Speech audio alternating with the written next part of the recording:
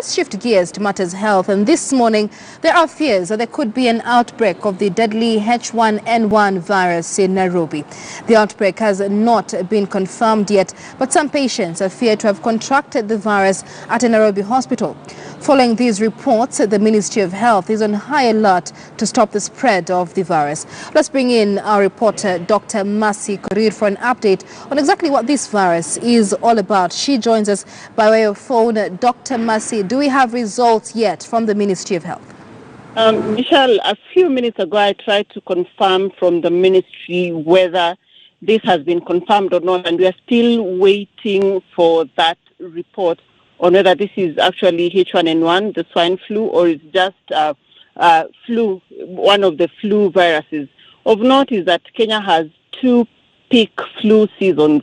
That is from February to April, and then between June and November. This is the time where we have really a high number of people suffering from flu. And there are very many strains of the flu virus. And so this could be one of those. But whether it is swine flu, the H1N1, it is yet to be confirmed by the Ministry of Health. And as you rightly said, they are on high alert. They are assessing and investigating to find out whether this is something of concern or it's just a flu like any other, in which they will give guidelines on what people should watch out for in terms of symptoms, where to seek care and what to do. Michelle, normally flu is treated symptomatically. Like if you're having a running nose, if you're having congestion, if you're having a fever, a sore throat, these are the symptoms that would normally be managed when somebody has a flu. And these are like the common symptoms for the flu. It's when it's in a severe case, when somebody is probably dehydrated from the effects of the virus, that then they would need more aggressive care, like fluid replacement and whatnot. But as at now, I think it is being monitored as one of the flu viruses, the strains of flu, during this time, which is actually the second peak season for flu in Kenya. Then it is an airborne disease, so Kenyans are that much more on alert. But it's not the first time we're hearing of such a scare. We had one, I believe, in around April or March last year. We had a child allegedly die, more than 60 people infected with the H1N1 prototype 9 influenza virus. Should this scare be confirmed, how equipped, how ready are we as a country to fight it? Well, Michelle, from the report from the ministry, they say they are well prepared to handle this flu. I remember back then when we were in med school in 2009, and there was a scare of H1N1, and there was vaccination available for people who are at highest risk, and these were the healthcare workers, of those people who are in hospital at high risk, or anyone really who thinks they are at high risk of contracting the flu. So there is vaccination, at least for H1N1 virus, and there are other flu shots, depending on the strain, available for those who are at risk. And this being an airborne disease, I think the simplest things to do is to observe cough and sneezing etiquette. If you're coughing, if you're sneezing, it would be important to cover your nose, it would be important to cover your mouth, so as not to transfer any of these droplets to people who are at risk.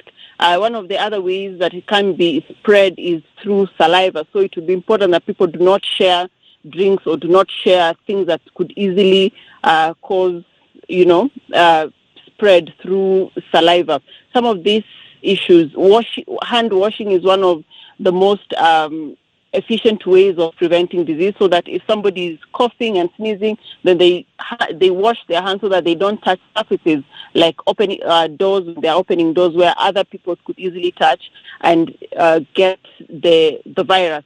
So these are some of the things that people should watch out for on a personal level. And if it is confirmed that it is the flu, then I'm sure the Ministry of Health will give guidelines on where to seek help, where they would have prepared a response team where people can easily and quickly seek help.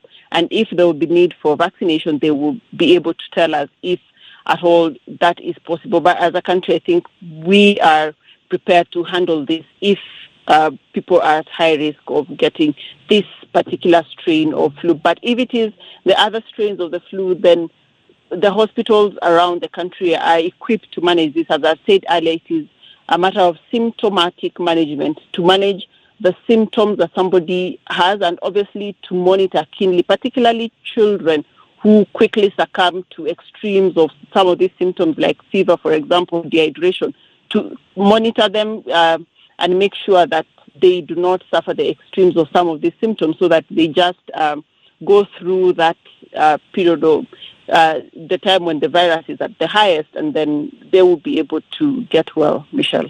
All right, many thanks. It is Dr. Masi Karir joining us by your phone there, and as she reports, no results yet from the Ministry of Health. She is investigating reports of a case of swine flu reported in one of the local hospitals in Nairobi. Dr. Masi there stating some of the possible symptoms of this swine flu, or also known as the H1N1 virus. Issues like a runny nose, a sore throat, very symptomatic flu-like symptoms, fever, perhaps feeling lethargic, lack of appetite as well, loss of consciousness when it gets really bad, coughing and nausea. But remember, this is just being cautious, as the Ministry of Health is yet to confirm whether it is a case of swine flu in the country. The Ministry of Health saying they are well equipped to deal with the issue should it be confirmed. Let's take a short break here on News Center, but do stay with us. Still more news making headlines on the other side.